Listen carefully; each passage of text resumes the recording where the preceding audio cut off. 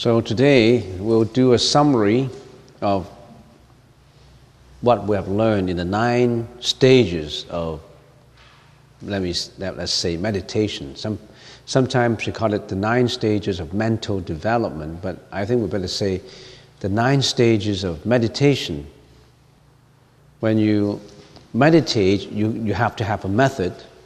You have to know where you're going. So there are 9 stages, and you should be familiar with every stage. So before we know every stage, let's do a very brief summary on what's the achievement in meditation. First of all, of course, we start with the intent for meditation. We're living in this, remember we said the world that we're living in has 3 tiers to it, the three levels to it. The Kama Dhatu level, Rupa Dhatu level, and Arupa Dhatu. Kama Dhatu is where we're living now in this world. Kama Dhatu is world with desires. Desires for wealth, desires for sex, desire for reputation, status, eating, sleeping, all kinds of desires in this world. And the Buddha classified and summarized it into saying Kama Dhatu, which is a world of desires. And other than existent beings, we call ourselves, in the Kama Dhatu, world with desires, there's also another level of existence, which is higher level than us. We have to know where we are standing in order to achieve, to practice. You know where you're standing and where you're going. And this is where our situation is. We are living in a world with desires. It's a problem world with desires.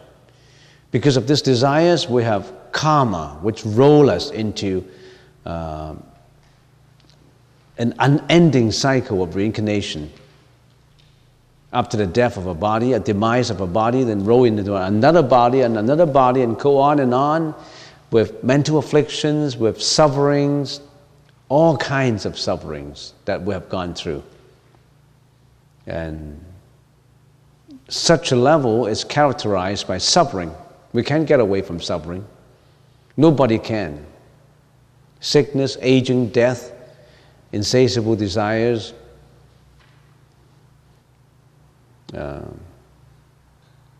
classify the news and newspapers and you know what kind of sufferings we have in this world, all levels.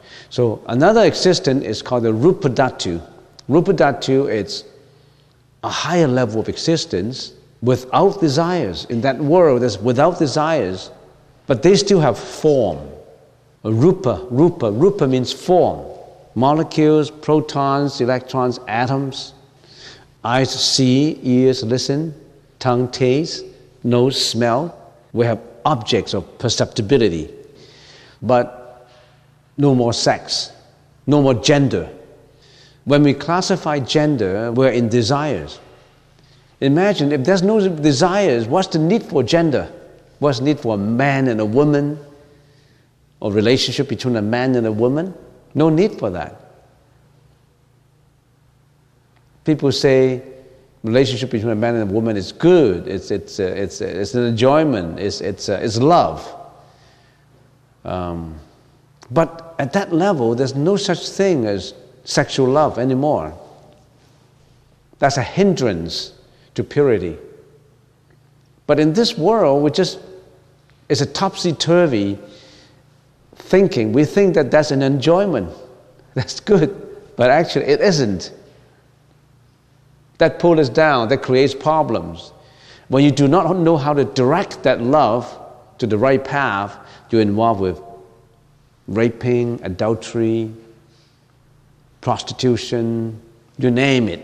That kind of lust can create what kind of troubles, you name them. But we thought that's enjoyment. That's a problem.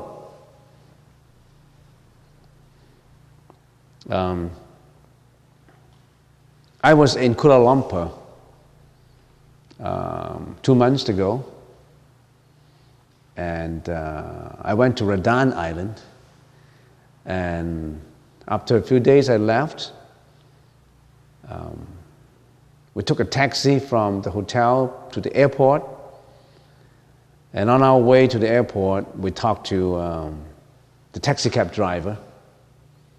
And the taxi driver, very interesting. Oh, you're a monk. Oh, what do you practice? And we exchanged information.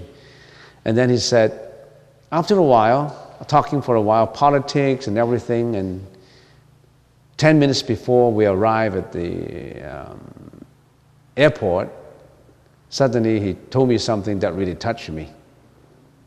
And he said, my uncle practiced 16 years in Bhutan. Practice meditation.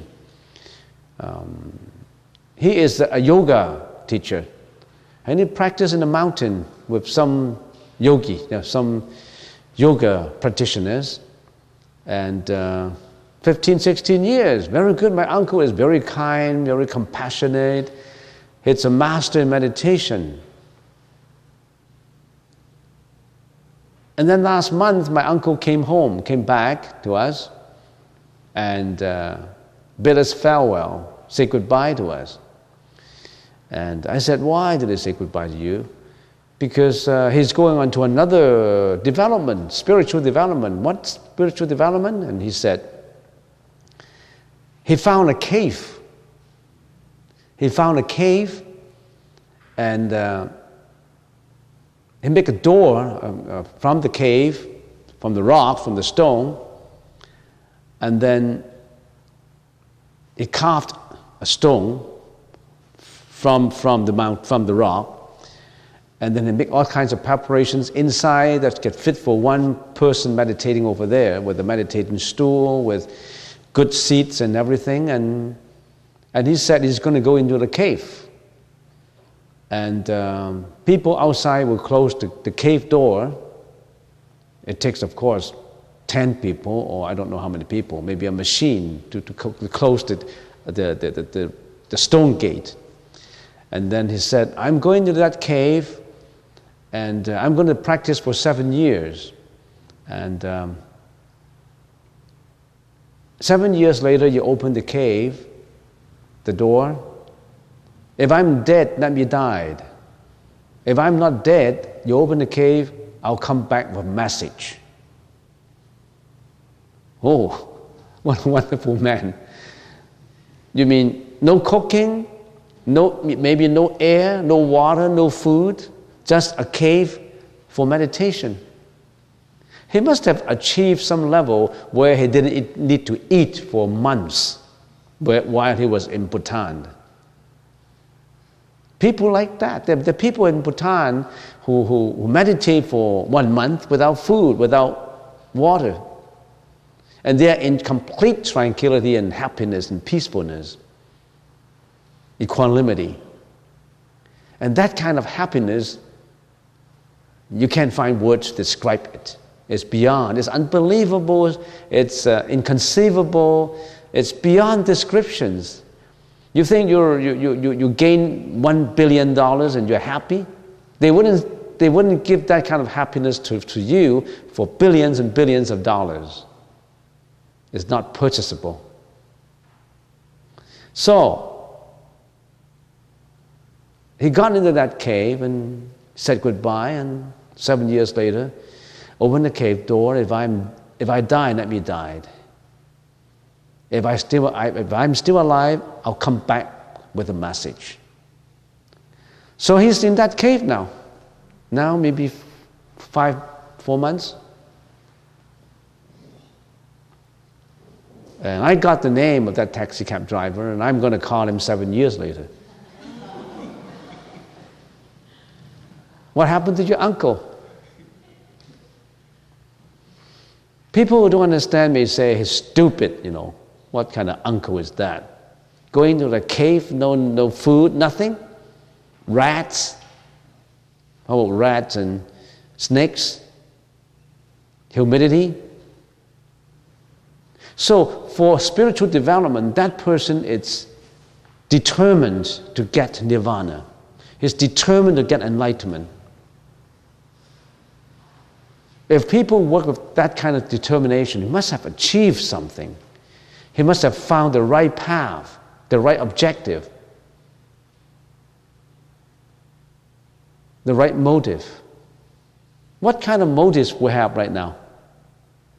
The motive for wealth, for reputations, for families, for food, for desires. Our motive is desires. What is their motive? Enlightenment. Which one do you want? You have desires, you have insatiable desires you want to satisfy it, and then you roll into karma, you roll into reincarnation, you roll into suffering. Whereas they have a spiritual odyssey that they're going to for nirvana, enlightenments, anuttara samya sambuddhi, the perfect prajna wisdom. Would he be in the nirvana? Is there any need to come back? Well, if he's in nirvana, he become a Buddha or Bodhisattva. Why did he come back the message? Because he's one with those who suffer. His compassion has developed into all-embracing compassion. He's come back with an objective of enlightening everybody. He's one with everybody. He's one with all being. He's at the level that is inconceivable. He's at the level with Buddha. Okay, so in this world with desires, we still have practitioners like that. Meditators who strive for that kind of motive. Okay, so there's also another level what we call Rupa Dhatu, which is no more desires, but you still have form exist in there. There's a higher level of existence. Sentient beings in there, they enjoy much longevity than us. We have a longevity of maybe 100 years. They have longevity of thousands of years.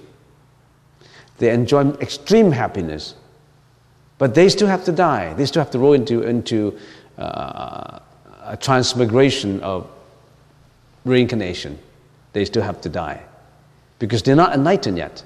But they have reached that level because of the good deeds they have done, because of the meditation they have practiced. They reached the Rupa Dhatu level. And then there's another higher level than Rupa Dhatu. I'm telling you all this is just a review. You should know where the meditators go. When we meditate, where do we go? Our Rupa Dhatu. Rupa is matter, right? Matter. Arupa is without matter. No form. No form exists. Lao Chi, one of the philosophers in ancient China, he said, our problem is we have a form. Our problem is we have a body. If we do not have a body, we have no problem. You have a body, I have a body. This body is a problem, is a problem area. You love this body so much. You, me, we love our body so much. But Lao Chi said, that's the problem. If we have no body, no problem. At least you don't have to take a bath. You don't have to eat. So Arupa Dhatu is in an existence level where no form left. Only consciousness remains. What do we have now? Body and mind, matter and consciousness. We are a conglomeration of matter and consciousness and desires. Rupa Dhatu, form and consciousness.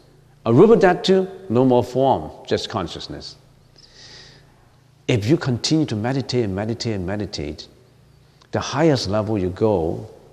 So where do we go? What's the level that we will go? Okay, in the world of desires, Kama Dhatu, our highest level is Samadhi. It's spelled S-A-M-A-D-H-I, samadhi. Kamadhatu samadhi.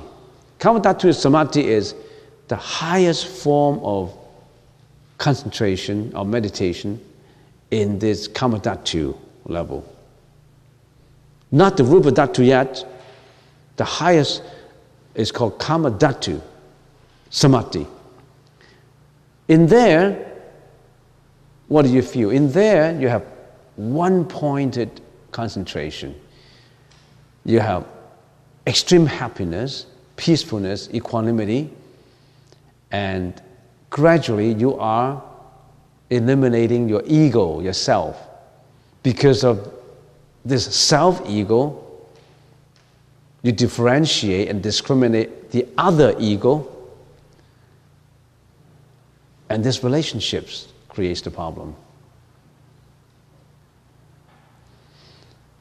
And then when you go the kamadhatu samadhi, a higher level, we call it samadhi neighboring on the first jhana, or the first dhyana of rupa dhatu. Now, when you go from kamadhatu to rupa dhatu, before you arrive at the first dhyana level, because rupa dhatu has 4 dhyana level, meditation level too. There are 4. But before we get into that world without desires, this is rupa dhatu, the first dhyana. Samadhi is what? If we can call it equanimity, one-pointedness of mind, peacefulness. Before we get into the first dhyana, we have samadhi laboring on the first dhyana. That's the highest level in kamadhatu. When you're at kamadhatu samadhi, people who are there, meditators who are there, you can meditate for 2-3 days. 2-3 days without water, without air, you just meditate. So the example I gave you, the uncle, taxi driver, the uncle, he probably he could have been meditating for days without moving, without circumambulating. At that level, you already have some supernatural powers in you. We do not attach to supernatural powers. If you're meditating with an objective of trying to get supernatural powers, it's not right. Because you still want to acquire something. There's nothing to be obtained. There's nothing to be acquired. If you meditate with the objective of, I want to acquire something, you run into a problem. When it comes, it comes. You don't particularly greedily acquire something. Meditation is to get away from greediness, but if you get into the greediness of acquiring levels, samadhi, acquiring a higher level of enlightenment, you're acquiring. In enlightenment, there's nothing to be obtained. Nothing to be obtained. There's nothing to be obtained, but you still obtained. Because it comes. It comes, it comes. But if you're greedy for it, it's not right.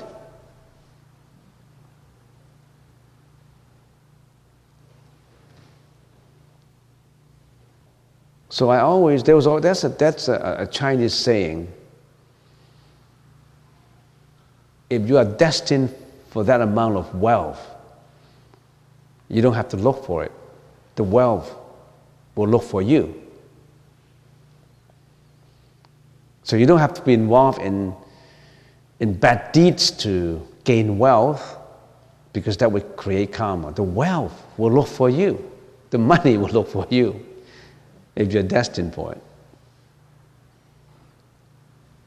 But of course you have to work at it. So, that's what it is. Samadhi laboring on the first dhyana of rupa dhatu. That's the highest level. And together with kamadhatu samadhi, they're very close. If you're at Karmadhatu Samadhi, or the Samadhi neighboring on the first dhyana level of Rupa Dhatu, you are very close. So some people group this together and call it Karmadhatu Samadhi.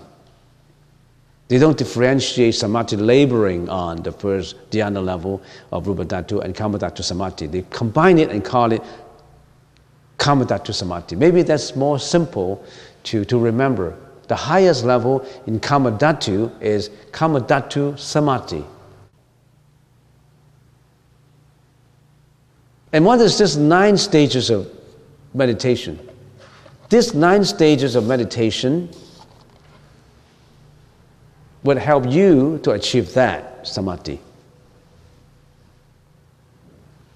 You look at the summary now. Look at the summary.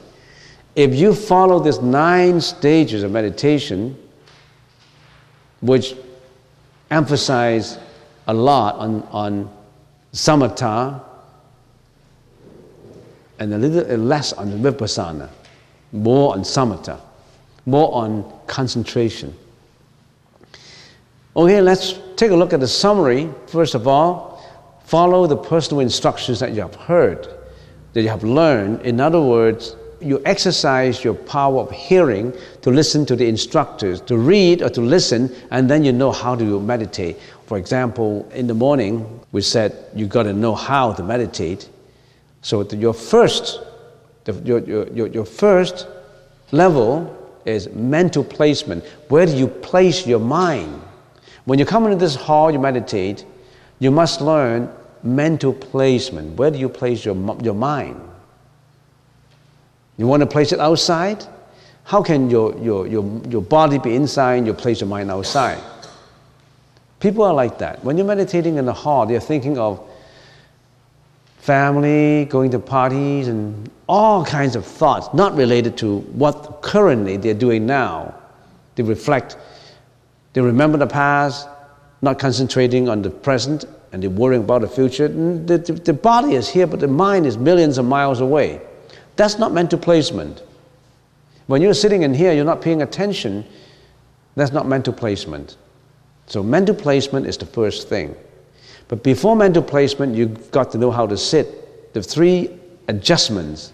Adjustments to the body, adjustments to the breath, adjustment to your thinking, to the thought. You know. There's 3 adjustments. Given that you learn all these 3 adjustments, then you are in mental placement. Mental placement, after you play where you place your mind, but where do you place your mind? Not just say mental placement. How do you place your mind? You got to have an object of placing it. You place your mind on the table, on the ground, on the floor. You place your mind in the sky. You got to know where do you place your mind. In other words, you got to create an object of perceptibility. Your object of attention. Now, talking about object of attention, that's a very important terminology that you have to remember. We all have objects of perceptibility.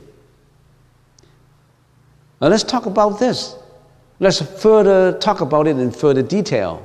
If you don't know your objects of perceptibility or objects of attention, how can you meditate? You got to have an object. Let's just analyze further about these objects. And let's call it, there's 2 groups of people for the sake of discussion.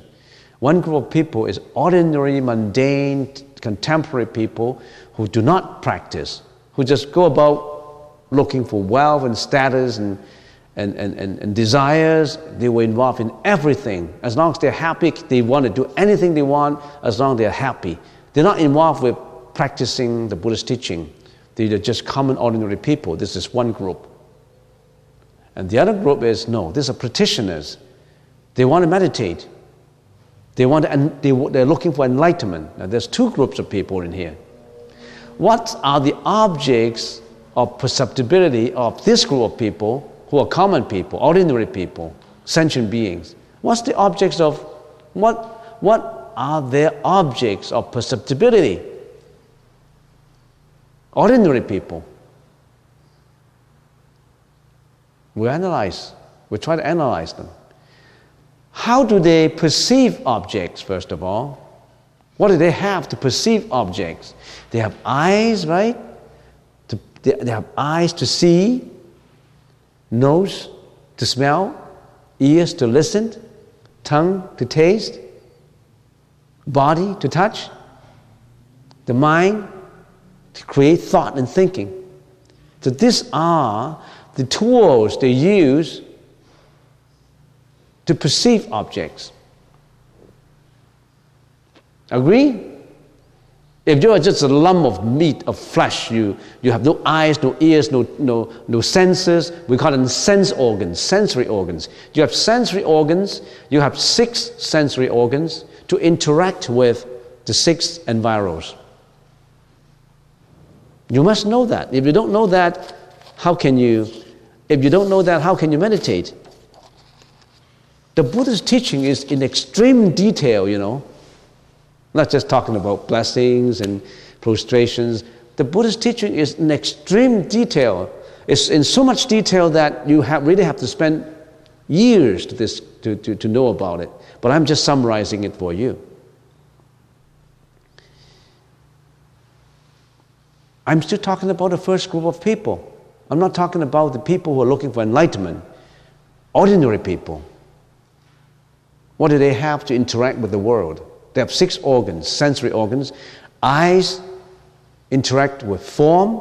Eyes interact with form, we call it visual functions. Ears interact with sound.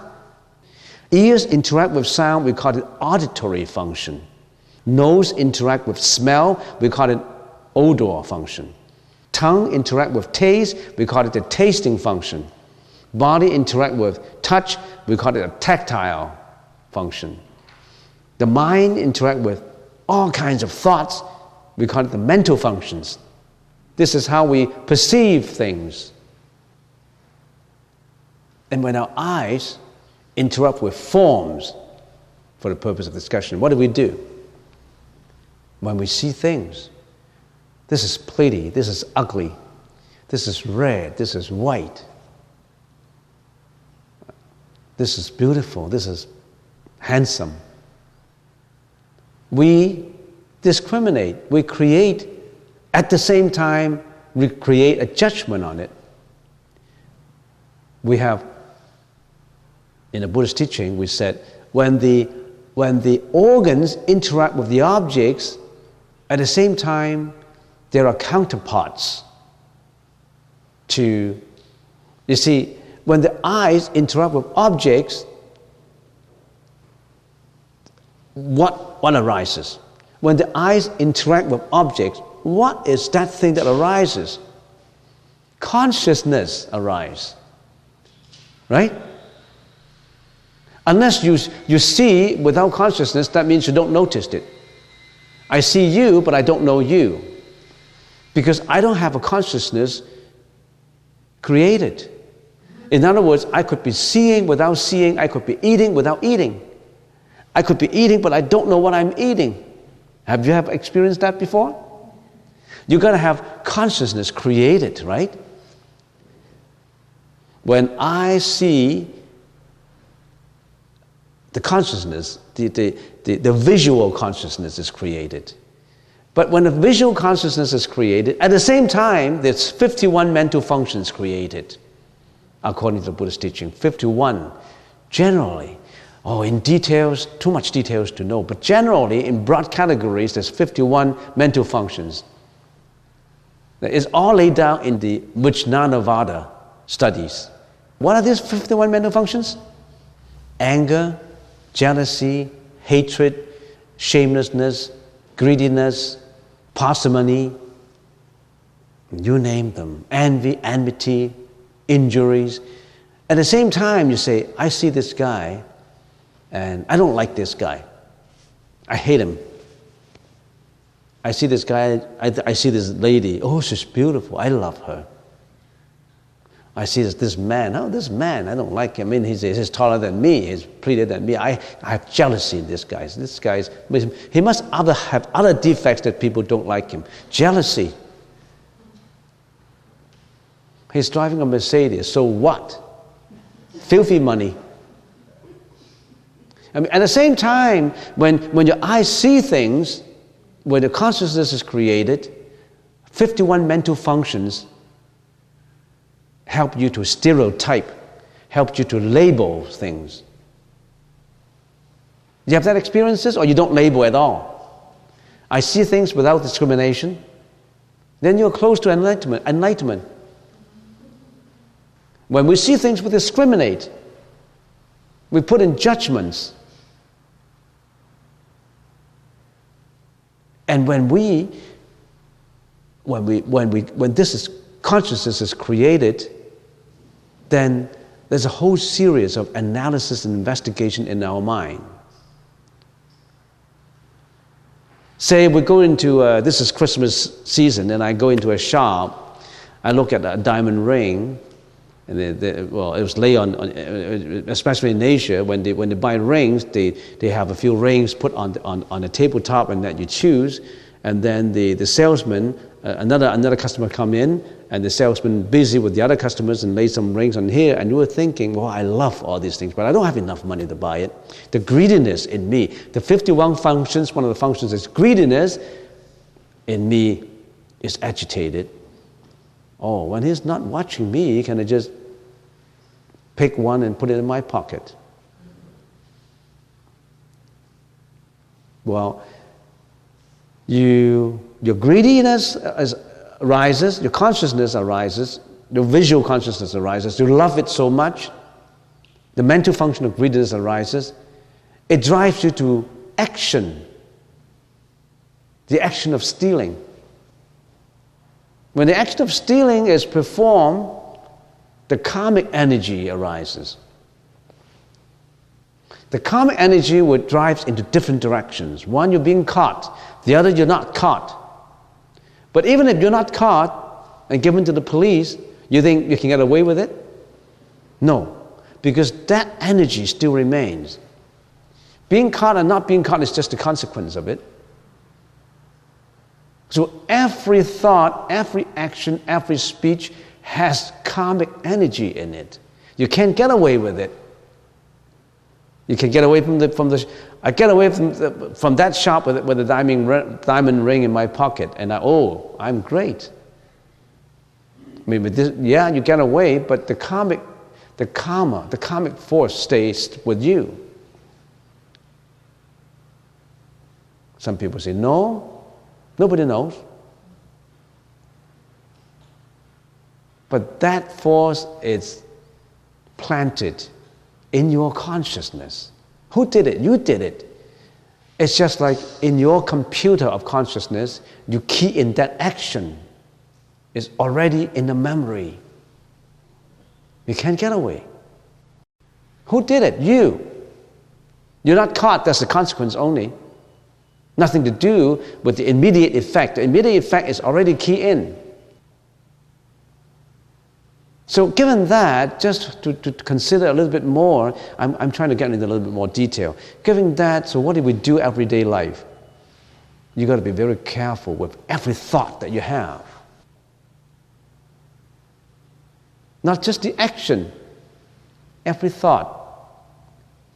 What are we doing in meditation? Purifying every thought. And we'll get into that later. We're talking about the control group. We're doing, say, this group of people who are common people, and we're talking about the objects of perceptibility, right? We're still talking about that, nothing else. I'm just getting you more details. We're just talking about that. And then we can compare to the objects of attention of the practitioners of meditation. Then you know why we meditate, right? You gotta compare that. So we're talking about eyes to form, how about ears to sound? The auditory consciousness is created. So when you praise me, oh, Venerable, you're great. When you praise me, you give all kinds of flowery terms and flower that on me. I love it, being praised. The auditory consciousness is created because I listen to the sound of praise. At the same time, the 51 formation mental functions, I feel arrogance, I feel great, I feel egoistic, I feel I'm better. Well, that is being created. Karma is being created. When you blame me, when you use cursing onto me, cursing language, I dislike it. I hate it. That hatred is created in the auditory consciousness. So every interaction of our senses with the outside world creates consciousness, and at the same time creates mental functions, at the same time creates karma. You see that point? And when we create karma, what's the consequence? We suffer, because karmic forces bring you to suffering. For that reason, nose interact with smell, tongue with taste. When you're eating at home, your wife cook it for you, and you say, how come you cook the same thing every day? It's too plain. I don't like it. It's not delicious at all. Please don't cook this kind of food. Where do you buy this? How much time you spend on it? I work so hard, and when I come home, I don't have a good meal. I don't like it. And then you start to argue, and you start to, lots of things follow. Because of what? Because that tasting consciousness and that mental functions create your prejudices. And you pursue the prejudices on and create lots of problems. So all these sensory organs interact with objects, creates problems for us. And some of them are in crude forms, some of them are in detailed forms, in minute, subtle forms. The subtlety of thought, it's beyond description. We should get into the subtlety of thought too. When your eyes, your nose, your ears, that's a crude form. What is a subtle form? That is the inside mental functions. The outside is crude form. You may realize them. But the subtle interaction inside, you may not realize it. You are doing that even in your dream. When your eyes are closed and you're asleep, when your eyes, your ears, your body, you're not touching anything, you're not interacting with the outside world, but does that mean that you don't have consciousness? You still have consciousness. And in your consciousness, you create your own dream. Now, in that consciousness, you create inner images. Say, I'm closing my eyes, I'm not listening, but my mental functions, my mana consciousness, the sixth consciousness, is thinking about the past. I'm thinking about 2 months ago, 3 months ago, 4 months ago. I'm creating the images in my mind right now about what happened. And then I hang on to it, I think about it. Or I create a scene 30 years ago when I was abused as a child. My dad was an alcoholic, and then one night when I come home, this thing was performed to me, and I hate it, and I did not like it. I reflect on the past, but your eyes didn't see at that time. It's just you're creating your images inside. That's the mana consciousness that's created. You reflect onto the past. That's more subtle. You don't need an object right now, right outside, but you created it yourself. The past images you created, even the present images, and then you worry for the future, then you create your future images. So that manas consciousness is extremely powerful. What is this group doing? This group knows their objects of attention. They know their object of attentions. Some of them are not right. Remember, object of attentions of these people may not be just bad object of attentions. Sometimes they perform charity, They do donations. Sometimes they're very compassionate too. Responsible fathers, responsible mothers, responsible teachers. Good and bad. Good deeds, bad deeds, neutral deeds, they're all doing all these. Now, these people here, they all know what they're doing in there. And they say, I create my own objects of perceptibility in my practice. You can get away from that kind of thinking. When you get away from that kind of thinking, you're on your way to sainthood. You're on your way to enlightenment. You're on your way to be detached from all kinds of sufferings. You're on your way to be free, liberated from reincarnation. You're on your way to nirvana. You're on your way to become Buddhahood. No more sufferings. So that's what these people are doing.